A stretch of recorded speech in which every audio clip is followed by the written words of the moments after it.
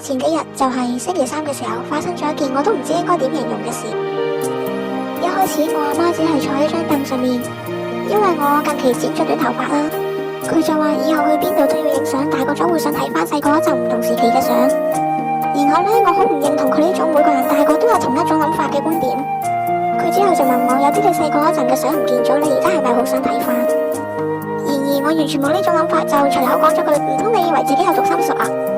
之後我阿爸阿媽講咗幾句嘢之後，我就質問到，若果所有人喺唔同年齡段嘅思想都依照住某個模板，咁自由意志嘅存在又有乜嘢意義？我阿媽就唔願意正面回答我嘅問題，喺度連係講啲乜嘢法律定義中嘅自由喎。我當時探討嘅係自由意志，係個體思想嘅差異性，唔係乜嘢言論自由、人身自由嘅問題。再之後最智障嘅嘢嚟啦！由於我多次強調自由意志，我阿爸話呢個係 egoism 自我主義。egoism 係利己主義啊喂！而且我邊度利己啦？證據呢？之後講下講下，佢又講埋啲乜嘢？只係同你講我哋兩個嘅諗法，冇強求你接受。笑冷死！如果真係冇強求我接受你哋嘅垃圾觀點，咁點解你哋曾經一而再再而三咁喺我唔想影相嘅時候強逼我影啊？先學識知行合一，再喺度詭辯啦！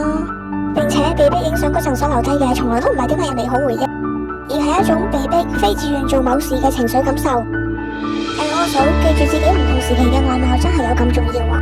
我覺得最重要嘅並非外貌之類嘅外在物質世界嘅真實，最需要記住嘅係喺唔同年齡段之中內在嘅三觀、喜好、審美之類，真係一啲精神世界嘅嘢。某啲人真係唔好再以為每個人都同自己有同一種諗法啦，人唔係複製人嚟㗎。